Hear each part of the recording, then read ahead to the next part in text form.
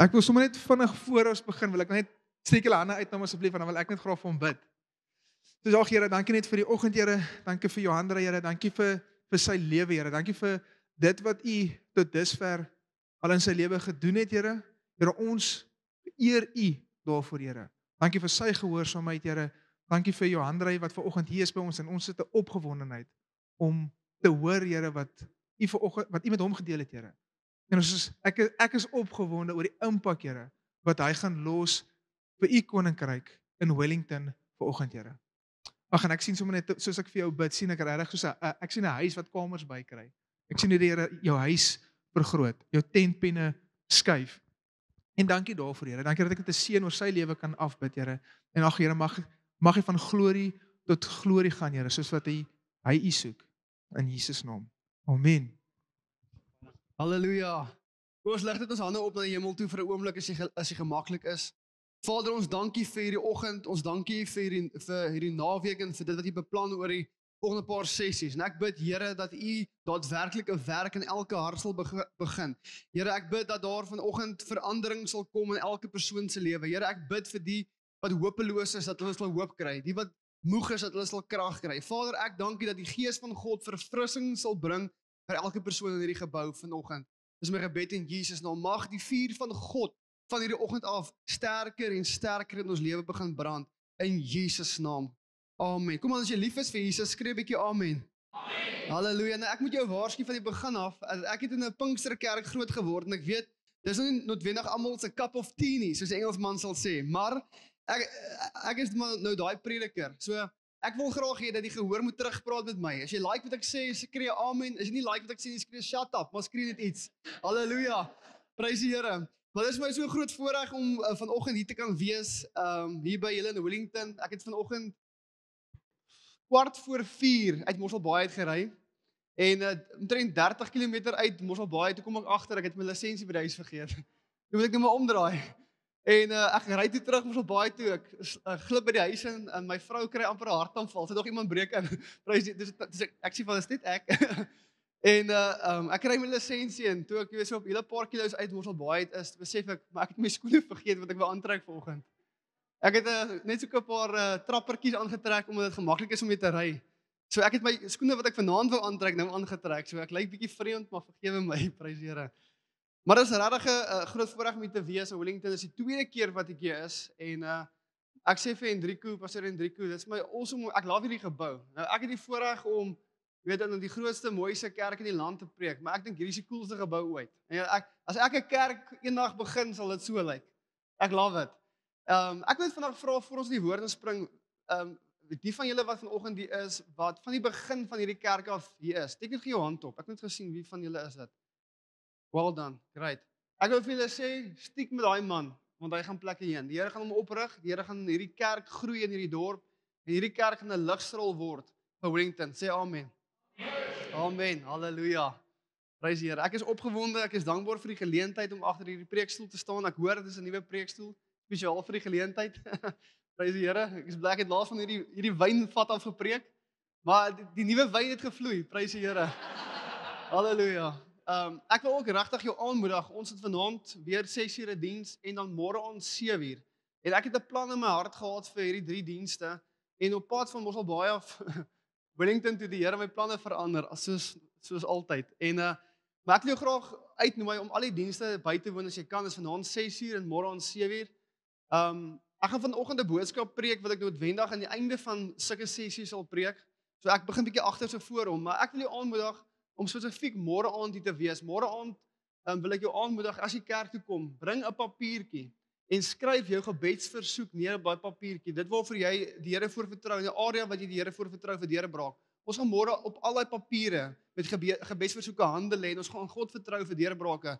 Terwyl ek bid oor hierdie 3 dae of 3 sessies hierso in Wellington, toe wys die Here spesifiek vir my dat dit 'n tyd van deurbrake gaan wees. Deurbrake in die areas waar jy God nodig het. En die realiteit is waar ek God nodig het en waar jy God nodig het is nie dieselfde nie. Maar ek dank die Here dat God dieselfde is, dat hy is die een wat die deurbrake bring. Hy is die een wat die verlossing bring. Hy is die een wat die genesing en die verandering bring. Kan jy amen sê? En so ek wil jou aanmoedig, woon al die sessies by as jy kan, maar spesifiek môre aand lê ons hande op op daai papiere, daai gebedsversoeke. En ek het hierdie al baie keer gedoen en ons het al gesien hoe God bonatuurlike deurbrake bring. Wat as ek julle stories vertel, sal jy my nie glo nie. Halleluja. Maar bring jou gebedsversoeke môre aan en kyk wat doen God vir jou. Sê amen. Wie van julle gaan ek môre aan sien en vanaand sien? Steek 'n bietjie hand op. Net 3. Prys die Here wel. Daar waar 2 of 3 is, daar is hy. Prys die Here. Halleluja. Ek wil ook net vandag my vriend hier voor groet, Lazar Botha. As jy ooit brood nodig het, die ouke minimark. Hy het die ouke minimark hier so in die dorp. Ek gaan lekker 'n broodjie geëet na die tyd. Prys die Here. Kyk, ek het die mic in die hand. Nou bemark ek my vriend. Prys die Here. Halleluja. Maar ek is so bly. Ek is opgewonde. Ek reis die laaste tyd ontsettend baie reg deur Suid-Afrika en ons sien wonderlike goed gebeur in ons land. En ek wil jou aanmoedig om nie perspektief te verloor nie. Ek wil jou aanmoedig om nie moedeloos te word nie. God is besig om te beweeg in Suid-Afrika. God is besig om sy kerk aan te wakker. En ek sien soos wat ek reis, nie net in Suid-Afrika nie, maar in ander dele van die wêreld, dat God is besig om manne en vroue op te rig wat 'n impak gaan maak vir die glorie van God. En vanoggend, voor ek in die boodskap inspring, wil ek jou 'n storie vertel van iets wat ek ervaar het terwyl ek in Amerika was. Ek het hierdie storie al vir baie sulke honderde kerke vertel waar ek gaan. Maar 'n paar jaar terug gaan ek vir die eerste keer Amerika toe en ek reis van staat tot staat saam met 'n vriend van my wat daar by konferensies spreek reg deur Amerika. En terwyl ons reis deur Amerika, sien ons great goed gebeur en ons sien hoe mense weet 'n ontmoeting het met die Here en hoe die Here City gewees in 'n klein dorpie in New York State. En ons by die konferensie en die pastoor van daardie kerk hoor dat ek is 'n evangelis van Suid-Afrika af en hy sien toe foto's van wat ons doen in Suid-Afrika en hy sê toe vir die vriend van my dat hy wil graag hê dat ek moet iets spreek by hierdie kerk. En daardie aand preek ek op evangelism. En ek kon sien terwyl ek praat oor die goeie nuus van die evangelie, ek kon sien terwyl ek praat oor die goedheid van God en dit wat God graag deur die mens wil doen, dat daar 'n opstanding is in die hart van die mens. En ek besef toe dat wanneer jy honger is vir God en jy jouself beskikbaar maak vir die werking van God deur jou, sal God jou lewe gebruik. En terwyl ek daardie goed sien, is ek so opgewonde oor wat die Here doen deur die kerk en deur mense wat opstaan en reageer op die roepstem. Ek weet nie wie van julle was al in New York gewees, in Times Square. Nou, dis omtrent 'n belewenis. Nou, ek is baie excited gewees om daar te wees. Ons het omtrent op 'n Sondag aand omtrent na 12 die aand daar aangekom en ek het my tasse afgesit by die hotel en ek is vol ywer en opgewondenheid om hierdie Times Square te sien. Maar ek is ook opgewonde oor wat God nou net gedoen het. Ek het gesien hoe mense honger is om deur God gebruik te word. En terwyl ek in Times Square instap daardie aand, sien ek die ligte in die geboue en ek sien die skerms en ek sien die mense en dit is 'n great vibe. En ek is opgewonde om in Times Square te wees. Jy moet verstaan, ek kom van Mossel Baai af, daar's 2 koffiewinkels. So hier is 'n groot gebeurtenis in my lewe. En ek is op die punt om my selfoon uit te haal om 'n video te neem van wat om my gebeur, want ek wil graag vir my vrou 'n video stuur want sy kom van Oudtshoorn af, daar's 1 koffiewinkel. So ek wil graag hê sy moet deel wees van die ervaring. En toe ek my foon net uithaal om 'n video te neem, kry ek so stamp in my sy. En ek draai so om en is so 'n groot man, Jesus man's 'n bil. Hy's groot soos bakkies Botha. Van Amerika en hy kyk so af op my en hy sê vir my die volgende woorde: "Do you want some weed?" Wil jy dagga hê? Ek sê vir hom, ek het dit Afrikaans gedink, maar prys die Here het my gehelp om dit in Engels te sê. Ek sê vir hom, "No sir, my mother said you don't take foreign things from foreign people. No thank you." En ek is so geskok oor hierdie man wat lyk ek soos 'n ou wat dagga rook, meneer, jy weet. En ek stap so eentjie af op die sypaadjie en ek sien maar hier's tafels, so 'n wit opslaan tafeltjies wat hulle uitpak en hulle pak allerlei verskillende geure dagga zolle, ek weet nie wat mense dit moet noem nie, pak hulle uit op die tafel en ek dink vir myself, wat op aarde gaan in hierdie stad aan? Dit lyk en dis chaos. Almal wil dwelms in my verkoop. Nou ek lyk my gesiggie sê, jy weet, gee my iets om te rook, jy weet. En ek is geskok oor wat daar aangaan en ek begin 'n bietjie in die strate af te stap en ek sien hoe die mense uitgepaas lê onder die invloed van drank en dwelms en jy weet, loop 'n cowboy rond met amper niks klere aan nie, the naked cowboy en ek dink myself, wat gaan aan in hierdie stad? En daardie aand, soos ek terugstap na my hotel toe, voel ek hoe my opgewondenheid om my stad te wees my verlaat en ek kon voel hoe my gees bedroef word vir hierdie stad. Ek het baie plekke gesien in Amerika, maar as daar een stad was wat my hart beweeg het, was dit Manhattan. En nou jy moet verstaan, ek het Manhattan toe gegaan met opgewondenheid vir God wat manne en vroue oprig, wat die woord van God gaan vat in die uithoeke van die aarde toe. En hier stap ek in 'n stad en ek sien, dit is net chaos en goddeloosheid om my waar kyk. En ek lê daardie aand op my bed en ek kyk vir so spierwit ceiling en ek sê vir die Here, ek het 2 dae oor in Manhattan. Kan ek asseblief een persoon in hierdie goddelose stad ontmoet wat staan vir die naam en die saak van die Here? En vir 2 dae stap ek in daai strate van Manhattan en ek het 'n goeie tyd gehad, as 'n great stad om in vakansie te hou. Ek die laaste dag net voor ek moet terugvlieg Suid-Afrika toe, is ek by 'n winkel om gou 'n selfoon covertjie te koop. En ek en my vriend loop vinnig terug van die iStore af na my hotel toe om my tasse te kry om uiteindelik terug te gaan na die lughawe toe om Suid-Afrika toe te vlieg. En op pad terug stap ons vinnig en terwyl ons vinnig stap en gesels, spring daar 'n ou Chinese tannie voor my in. Ek dog sy's 'n ninja, so ek is toe reg om myself te verdedig. Maar ek sien toe die ou tannetjie gaan my niks maak en ek sidestep haar net en ek gaan verby haar. In Manhattan is daar heeltyd mense wat goed in jou hand wil steek, bemarking en kaartjies en allerlei goed. So jy sidestep net die mense. Maar die oomblik toe ek verby hierdie Chinese tannie stap, voel ek hoe die krag van God op my kom. Ek beleef die teenwoordigheid van God. En ek gaan staan toepstil in my spore en ek sien my vriend beleef presies wat ek nou beleef. En ek kyk vir hom en hy kyk vir my en ek besluit toe maar ek gaan nou omdraai en met hierdie vrou gaan praat. En terwyl ek na hierdie Chinese tannietjie toe stap, sien ek in haar hand hou sy 'n kaartjie waar die evangelie van Jesus Christus uitgeskryf staan. En sy is besig op die straathoeke te staan om hierdie goeie nuus te probeer uitdeel vir enige iemand wat dit sal vat. En ek kyk na hierdie tannie en ek sê vir haar, "Ma'am, nou jy moet verstaan, sy het in gebroke Engels gepraat, maar ek ook, so ons probeer dit mekaar maar vind." En ek sê vir haar, "Ma'am, are you evangelist?" En sy verstaan nie lekker wat ek sê nie en ek verander my woord. En ek vra vir haar, "Are you a missionary?" Sy sê, "Yes, missionary, China." Dus sy sê vir my China, dink ek myself, "Tannie, dis duidelik. Jy kan sien ek kom van China af." No doubt. En my vriend vra vir haar, hy vra vir haar, "Ma'am, do you see many miracles?" En weer eens verstaan sy nie lekker nie en hy verander die woord. Hy sê, "Ma'am, do you see many healings?" En toe daai Chinese tannie die woord healings hoor, kom daar staan daar vlamme op in haar oë. En sy sê, "Jesus is healer, Jesus is savior, Jesus is deliverer." En in daardie oomblik kyk ek na hierdie ou Chinese tannie en ek besef dat die woorde van Jesus Christus staan vas. Toe hy gesê het, "I will build my church and the gates of hell will not prevail against it." Luister, terwyl ons gesig in Facebook sit en net TV kyk en huisgenoot lees, kan ons baie maklik in 'n posisie verval waar ons al die chaos en goddeloosheid sien wat om die aarde aangaan. En omdat ons onsself blootstel aan al hierdie media platforms, kan ons baie maklik in 'n posisie verval waar ons dink dat goddeloosheid is besig om oor te neem, chaos is besig om oor te neem, daar is geen hoop nie, daar is geen uitweg nie. Ek wil vandag vir jou sê, as ons op 'n plek kom waar ons gesigte uit Facebook uithaal en terug in God se boek sit, sal ons besef dat die woorde van Jesus staan vas. Hy sal sy kerk bou. En ek kyk na hierdie Chinese tannie en ek dink vir myself, ek het vir 'n oomblik gevoel, weet, die wêreld is goddeloos. Ek het vir 'n oomblik gevoel, jy weet, daar's geen hoop vir die wêreld nie. En hier kom hierdie ou Chinese tannie en sy probeer iemand wat 'n prediker is na Jesus toe lei. En ek besef in daardie oomblik dat die woord van God staan vas. Die kerk van God sal gebou word. Reg oor hierdie wêreld is daar manne en vroue wat nie hulle knie buig vir die kultuur en die agenda van die dag nie. Hulle staan vir waarheid en hulle staan vir geregtigheid. En ek wil jou aanmoedig dat ons met onsself so posisioneer dat ons nie net ingesluk word deur die agenda van die aarde wat ons probeer oortuig dat daar is nie hoop nie. Daar is hoop want Jesus sê so. Jesus is op die troon. Halleluja. Daar is vir ons 'n hoop in die toekoms, verklaar die Bybel. Maar wanneer ons ore en oë uitleen, dan word ons weggevoer deur dit wat in die wêreld aangaan. Maar God bou steeds sy kerk. Terwyl ek na hierdie Chinese tannie kyk, besef ek dat sy is in 'n land wat nie haar eie is nie. Sy probeer 'n boodskap kommunikeer in taal wat nie haar eie is nie, maar sy het nie omgegee vir gemak nie. Sy het nie omgegee vir wat vir haar nice is nie. Sy het gereageer op 'n roepstem van God op haar lewe om in die aarde in te gaan om die evangelie van Jesus Christus te deel.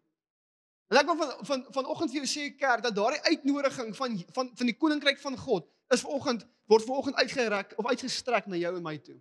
God roep elke Christen om 'n impak te maak vir die koninkryk van God. Luister vandag, jy moet vanoggend verstaan, jy is geroep vir 'n doel en nie net vir 'n stoel nie. Ons is nie geroep om die kampvuur te sit en net Kumbaya te sing nie. Ons is hier omdat ons 'n verantwoordelikheid om Jesus te verteenwoordig aan 'n wêreld wat hom nie ken nie. Ja, ek wil nie begin met hierdie boodskap. Ek wil begin met iets nice. Halleluja. Maar die Here, terwyl ek hier na toe ry, sê die Here vir my, nee, begin met hierdie boodskap.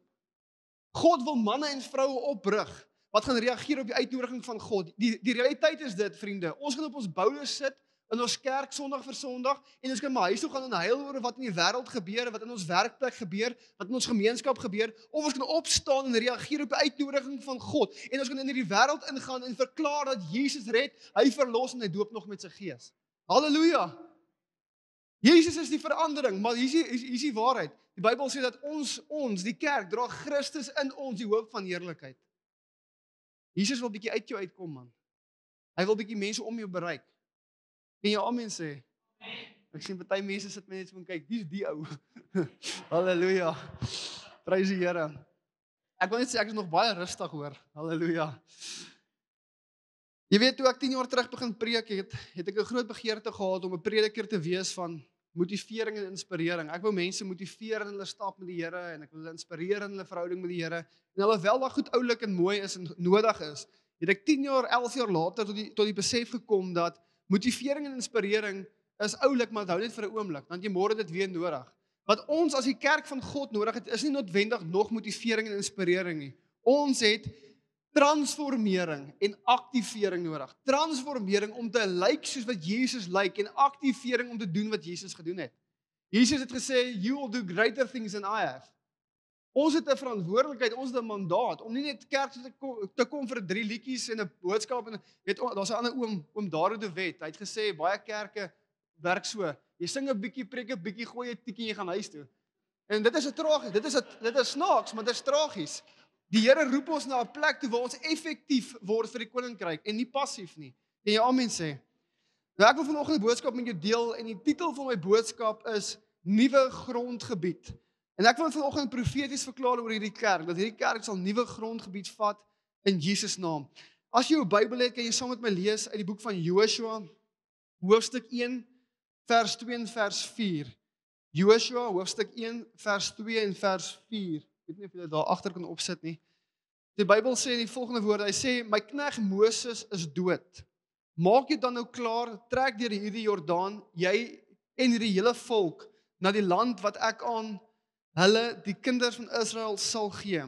Elke plek waar julle voetsool op sal trap, dit gee ek aan julle, soos ek met Moses gespreek het. Van die woestyn en hierdie Libanon af tot by die groot rivier, die Efrat rivier, die hele land van die Hetiete en tot by die groot see in die weste sal julle grondgebied wees. Iemand sê nuwe grondgebied. Reg hierdie Bybel sien ons dat God het 'n begeerte om vir sy kinders grondgebied te gee. Nou ons weet dat Israel was in slawerny in Egipte vir 400 jaar en God het 'n man opgerig met die naam van Moses om hulle te verlos en hulle te lei na 'n plek toe wat ons noem en wat ons ken as die beloofde land. En God het 'n belofte gemaak dat in die beloofde land is daar voorsiening vir julle. Daar is versorging vir julle. Dis 'n land wat oorloop van melk en honing. Dit is die belofte wat God gemaak het aan die kinders van Israel. Maar dit is interessant vir my dat wanneer jy met mense praat en jy noem dinge soos die melk en die honing, dan raak ons opgewonde en ons word net gefokus op die melk en honing. Want melk en honing verteenwoordig voorsiening. Melk en honing verteenwoordig versorging. En ons almal het voorsiening en versorging nodig. Ons het almal hulpbronne nodig. Maar ek wil vandag vir jou sê dat toe God die belofte maak van die beloofde land, wat oorloop van melk en honing, was die fokus nie die melk en honing nie. Dit was 'n byproduk van die oorspronklike belofte, 'n land, 'n plek wat God wil vestig vir sy kinders, 'n koninkryk wat hy wou vestig, waar sy kinders in sy teenwoordigheid kon wees. Dit was die primêre fokus van die belofte. En dan sê God, so by the way, melk en honing is daar in oorvloed. Maar baie keer wanneer ons net besig raak met die dinge van die lewe en gekonfronteer word met die uitdagings van die lewe, dan raak ons so obses en so gefokus op die melk en honing. Ons raak so gefokus en obses met ons moet finansiële deurbrake kry, ons moet voorsien, ons moet huur betaal, ons moet groceries koop, ons moet dit en ons moet dat. En dan baie keer wanneer ons so besig gehou word met die dinge van die aarde, kan ons baie maklik fokus verloor op die hoofding, die koninkryk van God. Die Bybel sê in Matteus 6 vers 33 waar Jesus besig is om te leer. Hy sê, maar soek eers die koninkryk van God en sy geregtigheid en al hierdie dinge sal vir julle bygevoeg word. In hierdie hoofstuk sê die Bybel leer Jesus die skares en hy sê vir hulle luister, moenie bekommerd wees oor wat jy eet en wat jy gaan drink nie. Al daardie goed is everything is taken care of.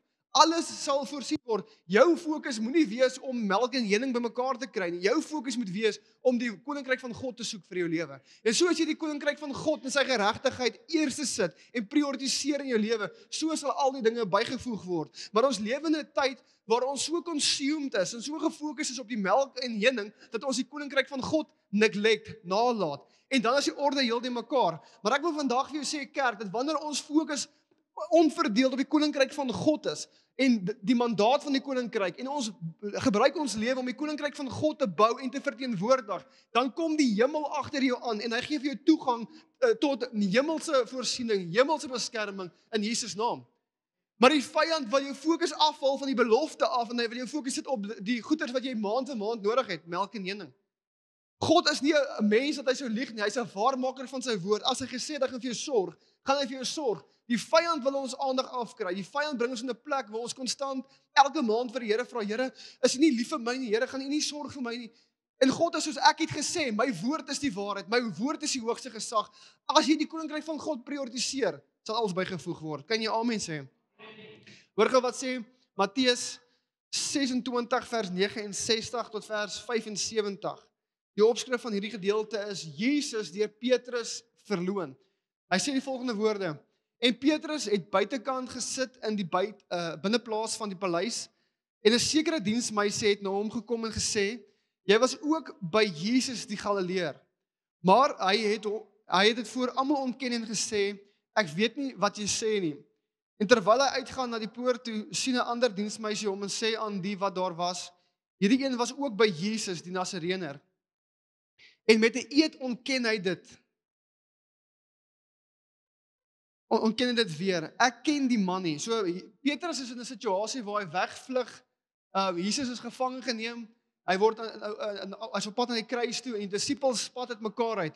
En Petrus kry homself in 'n posisie waar hy in 'n billetplaas sit en hy soek bietjie hitte by 'n vuur en dit is koud. En dan kom 'n diensmeisie na hom toe en sê jy's een van hulle. En hy die eerste keer sê hy ek weet nie en met 'n eed ontken hy dit weer. Ek ken die man nie. So Petrus ontken, hy verraai vir Jesus. Maar 'n bietjie later kom die wat daar staan en sê vir Petrus, waarlik, jy is ook een van hulle. So vir 'n tweede keer kom iemand en sê vir Petrus, jy is 'n volger van Christus. Want jou spraak maak jou bekend, sê die persoon. Toe begin hy homself te verwens en te sweer, ek ken die man nie. En dadelik het die haan gekraai en Petrus het die woord van Jesus onthou wat hy vir hom gesê het, voor die haan kraai sal jy my 3 maal verloon. En hy het buitekant toe gegaan en bitterlik geween. So ons moet verstaan dat ons fokus in hierdie skrifgedeelte is Petrus. En die Bybel sê dat Petrus was een van die 12 disippels.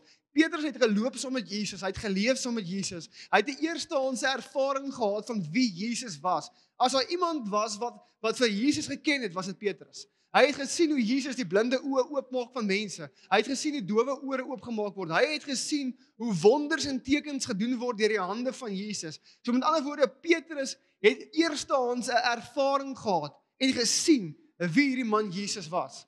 En op grond van hierdie ervaring wat hy gehad het met Jesus vir 3 jaar, sou mens dink dat toe hy aangekla word as 'n volger van Jesus, sou hy gesê het, ja, ek is. Maar na 3 jaar wat hy saam met Jesus wandel, na 3 jaar wat hy saam met Jesus stap, waar hy eerstehandse ervaring het met Jesus, waar hy geleer en geonderrig was deur Jesus homself, kom op 'n plek waar hy 'n geleentheid het om alles wat hy van Jesus ontvang het, alles wat hy by Jesus geleer het, aan hierdie persoon wat hom beskuldig te verteenwoordig. Hy het 'n geleentheid om in daai oomblik Jesus te verteenwoordig. En ons ken die storie, hy verraai vir Jesus. As jy bietjie terug aan die skrif, sien jy, Jesus is besig om te bid in die tuin van Getsemane, en Jesus het 'n handjievol disippels saam met hom in die tuin. En deel van hierdie handjievol disippels is Petrus, hierdie einste man wat ons nou net van gelees het. Die Bybel sê terwyl Jesus bid in die tuin van Getsemane, kom daar 'n groep wagte, en hierdie wagte wil Jesus gevange neem. En die Bybel sê toe een van hierdie wagte waag om sy hand uit te strek om Jesus gevange te neem, toe kom hierdie man Petrus en hy ruk 'n swaard uit en hy kap hy wag se oor af. En ons sien in die karakter van Petrus in daardie oomblik dat Petrus was 'n man wat gewillig was om Jesus te verdedig, maar ons sien bietjie vorentoe dat hy was nie gewillig om Jesus te verteenwoordig nie. Ons kyk na 'n man wat bereid is om 'n verdediger te wees van sy geloof. hy's bereid om 'n verdediger te wees van sy Messias, maar die oomblik toe hy geleentheid gehad het om 'n verteenwoordiger te wees van sy Messias, toe verraai hy vir Jesus. En terwyl ek na hierdie skrifgedeelte kyk, sien ek dat Jesus draai na Petrus toe hy die ou se oor afkap. En Jesus sê vir hom: "Nee Petrus, jy wat deur die swaard leef, sal deur die swaard val. Hierdie is nie hoe ons die koninkryk van God gaan demonstreer op aarde nie. Ons gaan dit nie doen deur middel van verdediging nie. Ons gaan dit doen deur middel van verteenwoordiging." Hy sê ons is nie geroep vir verdediging nie, ons is geroep vir verteenwoordiging. En hier kom die krag nou. Jesus draai na daardie wag toe. En hy lê sy hand op daardie wag se oor en die Bybel sê Jesus herstel daardie wag se oor. En in daardie gebeurtenis skets Jesus vir my en vir jou, vir die kerk van God, 'n profetiese prentjie. En hy wys vir ons dat Jesus het geen begeerte om verdedig te word nie. Hy het 'n begeerte om verteenwoordig te word.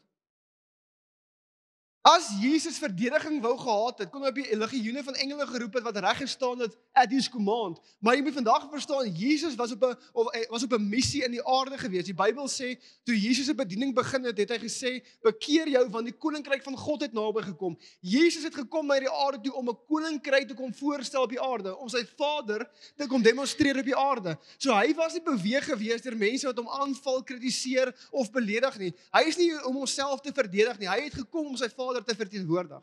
En kerk, ek wil vandag vir jou sê dat hierdie prentjie is 'n prentjie van hoe die kerk moet funksioneer. Maar vandag, as jy op sosiale media gaan sien hoe gelowiges baie gewillig ook is om 'n verdediger te wees van hulle geloof, van hulle tradisies, van hulle kerk, maar hulle is nie bereid om 'n verteenwoordiger te wees van Jesus nie.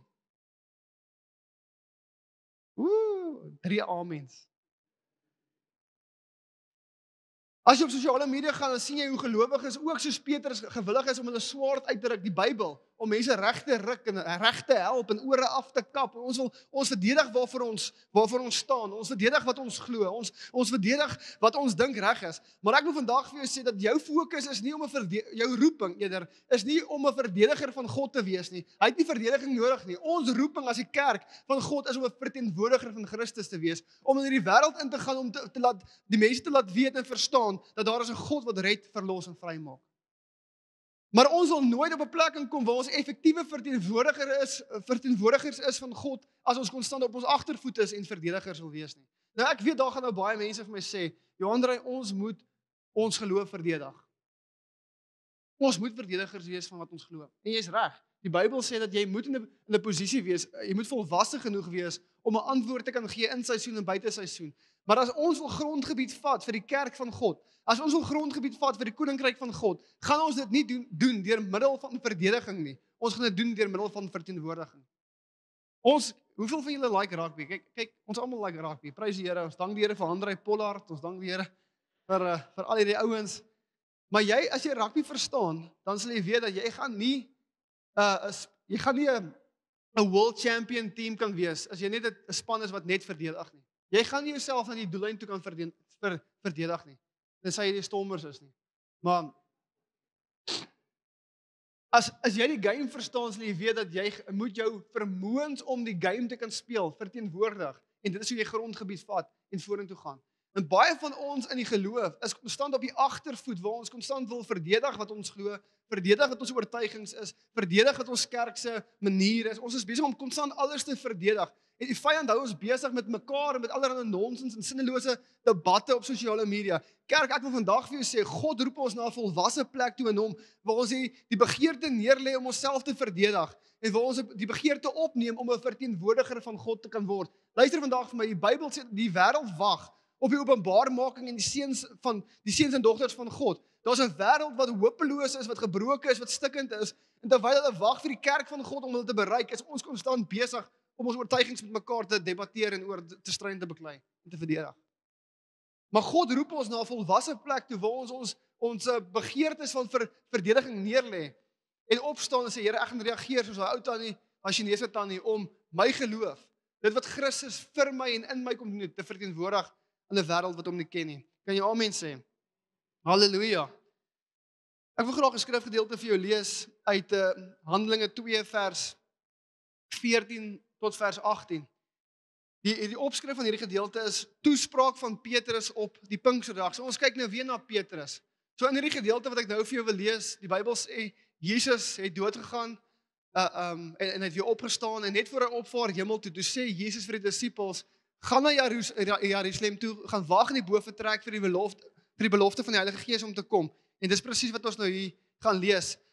Handelinge 2 vers 14 tot vers 18. Hy sê die volgende woorde: Maar Petrus het opgestaan met die 11 en sy stem verhef en hulle toegespreek: Joodse manne en almal wat in Jerusalem woon, dit moet julle weet en luister na my woorde.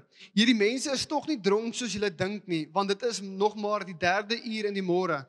Maar dit is wat deur die profeet Joël gespreek is. En in die laaste dae spreek God, sal ek my gees uitstort op alle vlees. Sê gou alle vlees. Let op, die Bybel sê nie sommige vlees nie.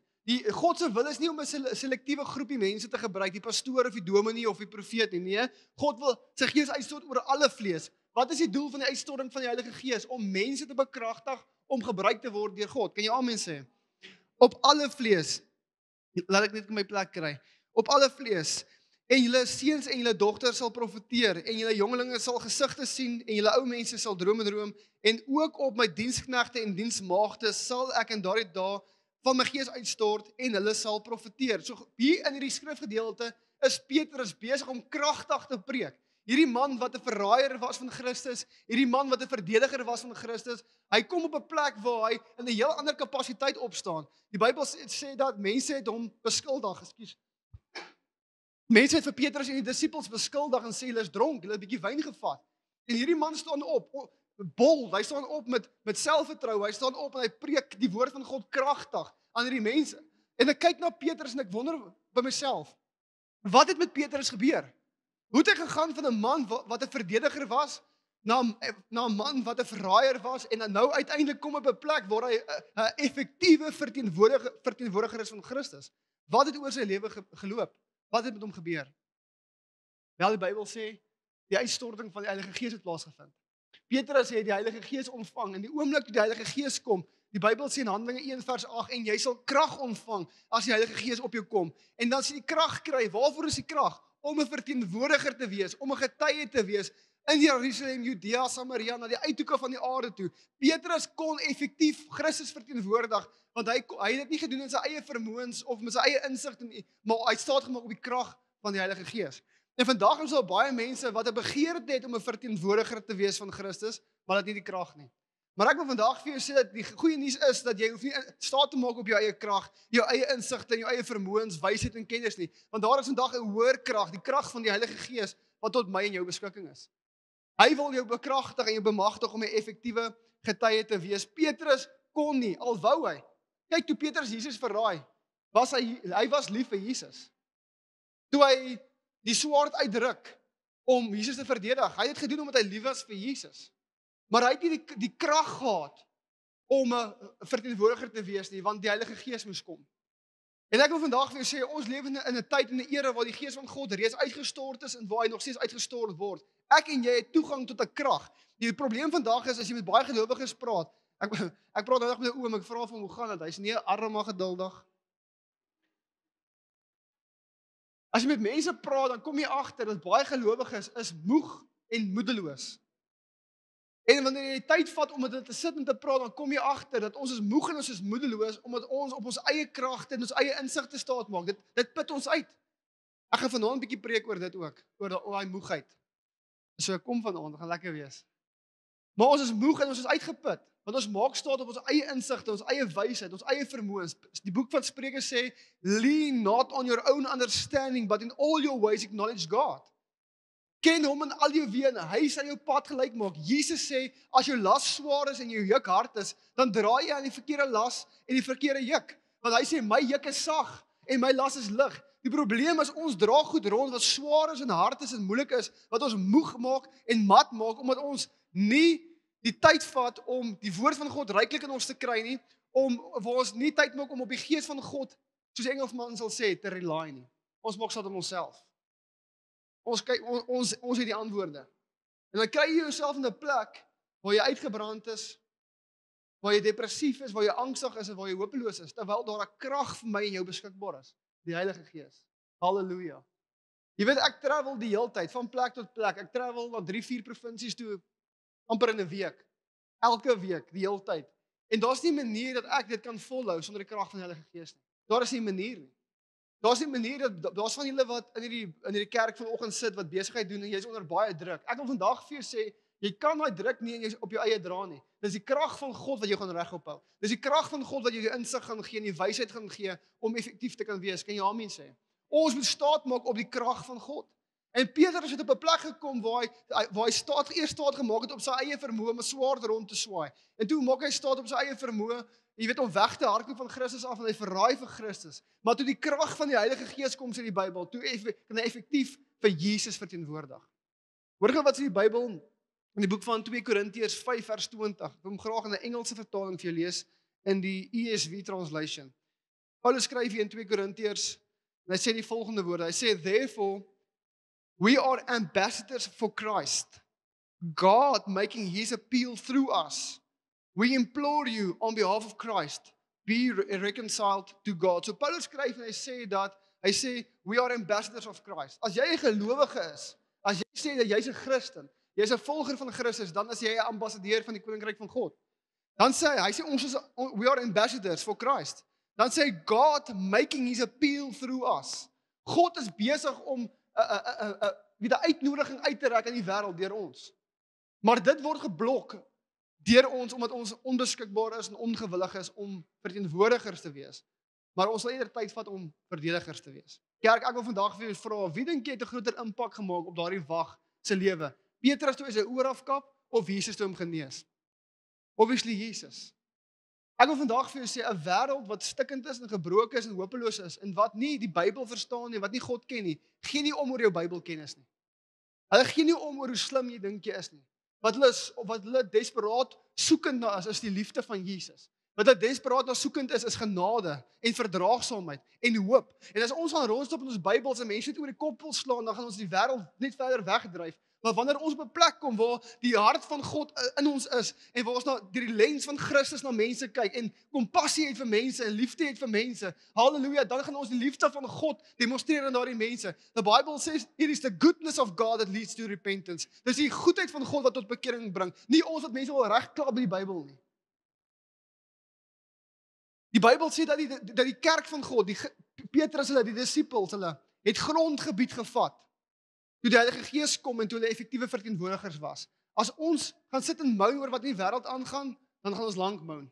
Maar as ons gaan opstaan onder die krag van God en ons gaan mense lief hê soos Christus ons liefhet, en as ons na mense gaan kyk soos Christus na ons kyk, dan kan ons die wêreld verander. Ons is nie geroep om verdedigers te wees nie. Ons is geroep om verteenwoordigers te wees. So rukkie terug, so 'n paar maande terug, bel 'n ou my daar in Mosselbaai. En ek skrik eintlik groot, want hierdie ou het omtrent 'n reputasie in Mosselbaai. Hy het 'n reputasie vir gaan van kerk tot kerk, om vir almal te gaan vertel hoe verkeerd hulle is. Hoe verkeerd die dominee is, hoe verkeerd die pastoor is, hoe verkeerd die kerk is. So hy het 'n reputasie vir homself. En eendag bel die ou my, ek dink, o, heerlik, dit is my beurt. En ek tel dit maar aan die foon op en ek sê vir hom, hoe lyk dit? Hy sê, ja, ek wil jou sien vir koffie. Ek sê vir hom, nee, ek het geweet dit kom. En ek gaan sien toe die ou vir koffie en ek sê eintlik bietjie op my siene wees. Op my siene wees, want ek is nie lus vir 'n sinnelose argument nie. En ek sit daar vir 2 ure saam met daardie man en ons drink koffie. Heerlik, ek is later 5 koffies in want hierdie ou praat en praat en praat. Hy hou nie op praat vir 2 ure. Praat net en ek hoor hoe verkeerd die kerk is, hoe verkeerd mense is, hoe verkeerd almal preek, hoe mense nie die Bybel ken nie en hy gaan te kere vir 2 ure. En vir 2 ure bly ek net stil en ek luister na die ou. En ek hoor daar's goeie goed in wat hy sê, daar's bietjie vreemde goed in wat hy sê, maar ek bly tjoep stil en ek laat hom praat. En vir 2 ure sit ek daar en ek dink myself, ek is nou kan nou vragies nog 'n koffie drinkie en ek is nou moeg vir die ou wat so baie praat, ek wil hier wegkom. En ek sê vir die Heilige Gees, Heilige Gees, gee my wysheid om met hierdie ou hierdie situasie af te sluit met hierdie ou. En terwyl ek daar sit, sê die Here vir my baie duidelik. Hy sê vir my, Johan Rey, vra hierdie man om jou na Jesus toe te lei. Ek sê vir hom, meneer, ek het nou alles gehoor wat jy gesê het. Dis great, dis oulik, dis mooi. Maar ek wil jou graag vra, op grond van wat jy nou gesê het, besef ek dat ek is verlore. Ek het redding nodig. Sal jy my asseblief na Jesus toe lei? Toe ek daardie vraag vir daardie man vra, toe val hy van sy stoel af en hy hap hier na 'n babbel en daar na 'n babbel. Hy is uit die veld geslaan, want hierdie man is so 'n goeie verdediger van hierdie man Jesus. Maar toe ek vir hom sê, ek hoor wat jy sê, ek het 'n redder nodig. Ek het 'n verlosser nodig. Verteenwoordig hierdie man wat jy so vurig verdedig aan my. Toe kan hy dit nie doen nie. In kerk, ek wil vandag vir jou sê, daai is 'n prentjie van baie gelowiges vandag. Ons wil mense reg slat met die Bybel. Ons wil mense reg geruk. Ons wil mense in lyn ruk. Halleluja. Maar ek wil vandag vir jou sê, die wêreld gee nie om oor jou teologie of jou openbaring nie. Wat hulle omgee is, sal jy die liefde van Jesus om my te verteenwoordig. Ek het baie preke, ek het in die kerk groot geword. Ek het baie preke in my lewe gehoor. Baie preke. Goeie preke, slegte preke, kort preke, lang preke.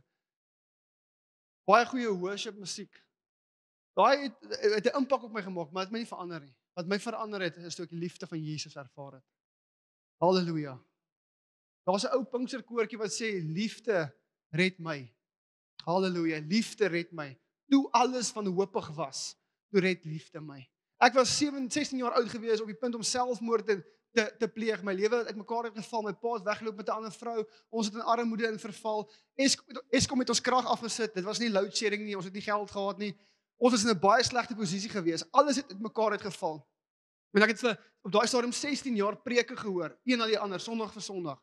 Maar toe ek in my kamer staan op moed verlore vlakte, was dit nie 'n dominee of 'n pastoor wat my gesê het, kom reg man nie. Daai het nie vir my gewerk nie. Wat vir my gewerk het is toe ek 'n ontmoeting het met die God van hemel en aarde en toe ek sy liefde beleef en ervaar en besef dat hy het 'n plan vir my lewe. Ek het 'n hoop in 'n toekoms in hom. Dit het my lewe transformeer. En ek wil vandag vir jou sê, daar is mense in jou familie, mense om jou, vriende waarvoor jy bid, wat tot redding moet kom, maar jy is ook gewillig om hulle reg te ruk die hele tyd. Ek wil vandag vir jou sê, word 'n pyp waar die liefde van Jesus kan deurvloei na hierdie mense toe.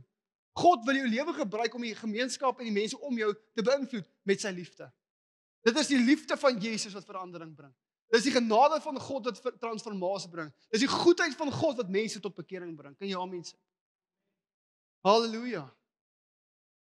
God wil ons lewe gebruik om mense te bereik.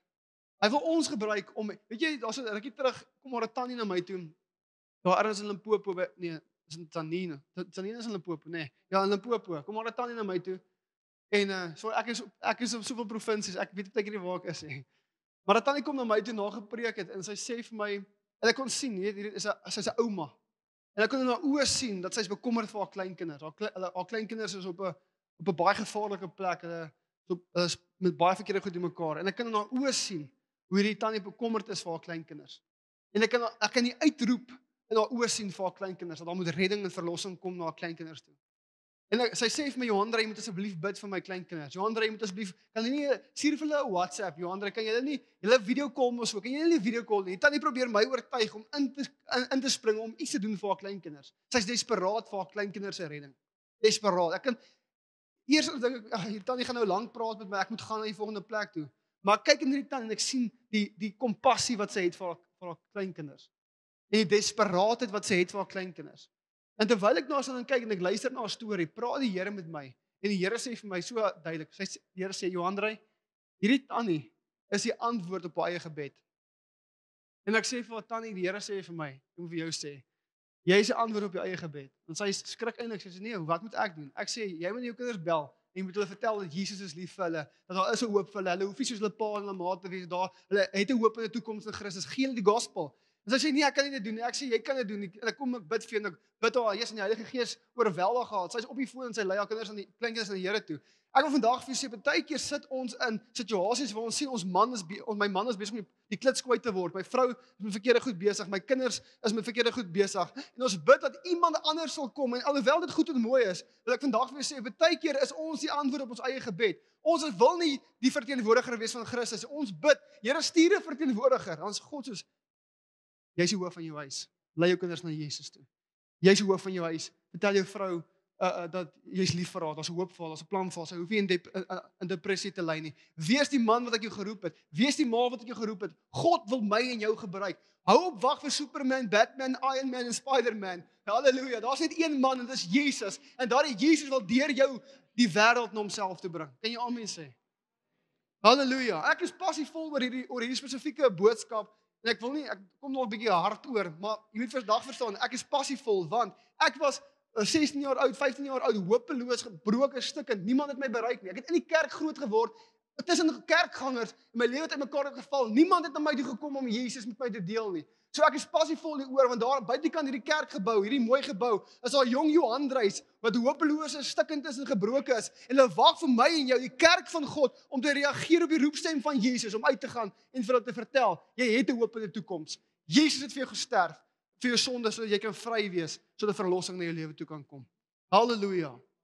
Daar is vanoggend 'n uitnodiging van die hemel na my en jou. God wil jou gebruik. En jy hoef nie op jou eie insig te staan te maak nie, want jy het die toegang vanoggend tot die krag van die Heilige Gees. Halleluja. Vandag is daar mense, ek weet terwyl ek preek, begin die Here vir jou mense nou te wys wat jy weet redding nodig het. Wat verlossing nodig het. Wat Jesus desperaat nodig het. En alhoewel jy bid vir hulle en dis goed en mooi, kan jy na hulle toe gaan en jy kan die antwoord wees wat hulle desperaat nodig het. En vanoggend wil ek saam met jou bid dat daar 'n boldness op jou sal kom. Dat soos Petrus uit braaf opgestaan onder die krag van God en hy het begin preek. Hierdie man was 'n verdediger, hy was 'n verraaier en iewes skielik toe die krag van God kom, toe hy 'n verteenwoordiger van hierdie man Jesus. Die verskil was die Heilige Gees. En daardie Heilige Gees is vanoggend beskikbaar vir jou. Halleluja. Ek wil jou graag vra om stil saam met my te staan. Ek wil graag vanoggend vir jou bid. As ons vriend met die gitaar van ons weekie kan kom speel. Halleluja. Dankie Jesus. Kom ons sluit ons oë vir 'n oomblik. Jy weet, daar's 'n storie in die Bybel oor 'n man met die naam van Gideon.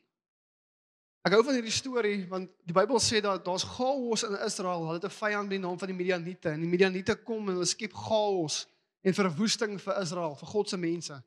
Die Bybel sê die engel van die Here verskyn aan Gideon. Gideon was 'n eenvoudige ou gewees. En hierdie engel sê vir Gideon, God roep jou as 'n dapper held om die verlosser te wees van jou mense, om die leier te wees van jou mense, om verlossing te bring vir jou volk.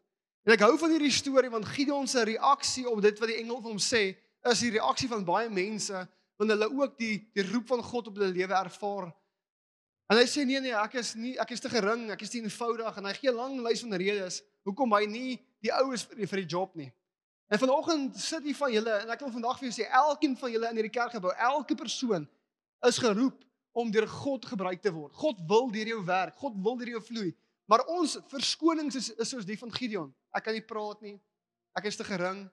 Ek is te eenvoudig. Luister vandag vir my. Jy moet vandag verstaan. Toe ek in die skool was en ek hoor ek moes mondeling praat, het ek klas gebank. Ek het McDonald's toe gegaan. Ek het 0 gevat. My maak nie verstaan kom kry ek net nulle nie. Want ek kon nie praat nie. Maar toe ek daardie Vrydag aand op moed verlore vlakte saam met 'n potpil uitgegooi in my hand, toe kom die krag van God oor my. En die Here sê vir my, Johannes, as jy jouself beskikbaar sal stel, sal ek jou storie gebruik vir my glorie. Halleluja, daar het 'n krag op my gekom wat nou nog vurig dag vir dag sterker en sterker in my brand. Dis hoekom ek hardloop van een plek na die ander plek na die ander plek sonder rus, sonder ophou, want daar's 'n desperaatheid in my om by jong Johannes uit te kan kom wat desperaat uitroep na God toe. En daardie selfde krag wil jou bekragtig. Halleluja, God roep jou, Gideon. God roep jou, elkeen van ons, om op te staan en te reageer op die roeping van God op ons lewens. Almal is nie noodwendig geroep om 'n mic vas te hou en te skree op mense soos ek nie. Maar jy kan gaan daar by jou werk, by jou besigheid, by jou kinders. Weet jy hoeveel kinders wil hê hulle paas moet net met hulle praat oor Jesus? Jy kan gaan in die area van invloed wat God vir jou gegee het. En jy kan hierdie man Jesus verteenwoordig. Halleluja. Halleluja. Ons is 'n gebroke, stikkende wêreld. Ons is die kerk. Die kerk moet ons beweeg kerk. Kom ons beweeg kerk. Kom ons move kerk. Kom ons kom by die mense om ons uit kerk wat Jesus dringend nodig het.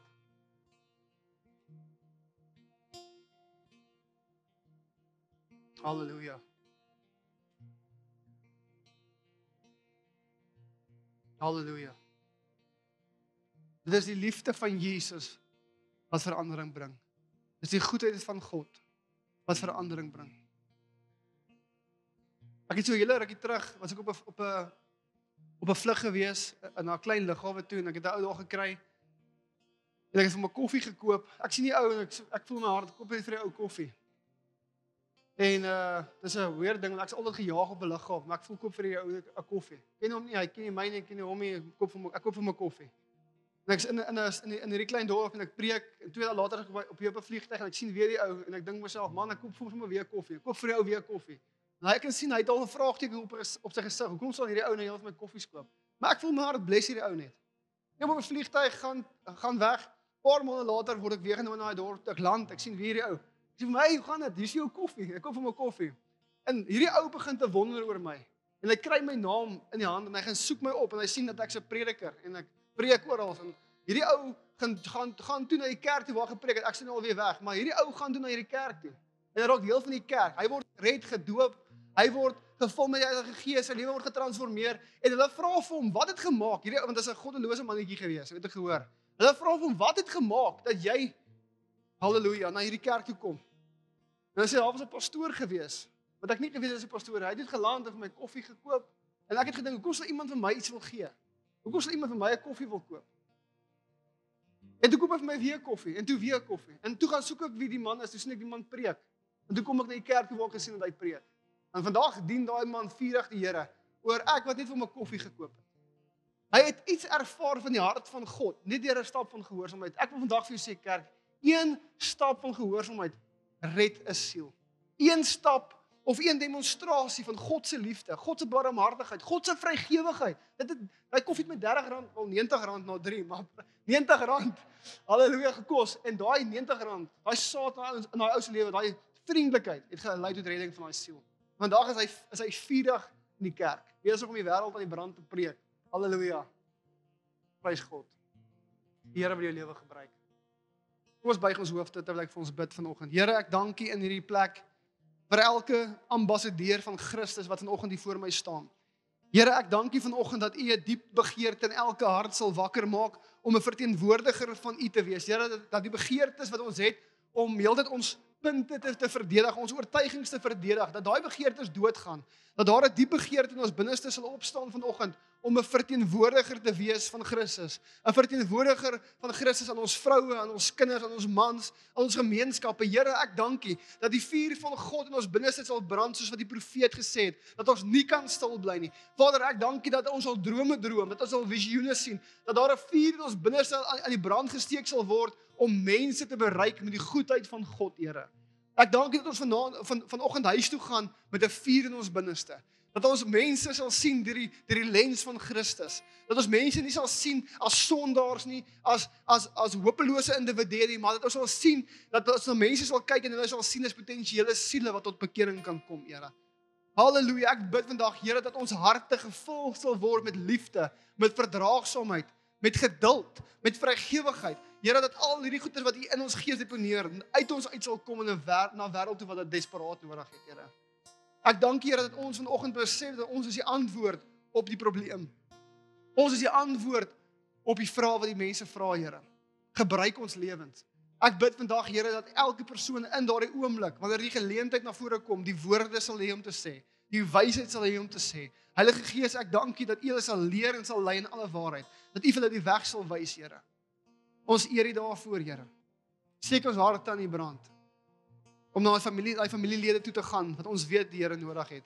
Daai medewerkers by ons besigheid, na hulle toe te gaan en vir hulle te vertel dat daar is 'n God wat red, wat vrymaak, wat verlos, wat 'n nuwe begin gee.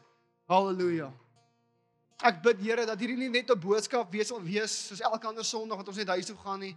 Ek bid dat iets in hulle harte ge-ignite sal word, Here, om mense te bereik met die goedheid van God. In Jesus naam. In Jesus naam. Amen. Kyk gou vir my. Kyk gou vir my. 2 dinge. Daar's 'n quote wat ek 'n rukkie terug gelees het. Wat hy sê dit. Hy sê, if not us, who? If not now, when?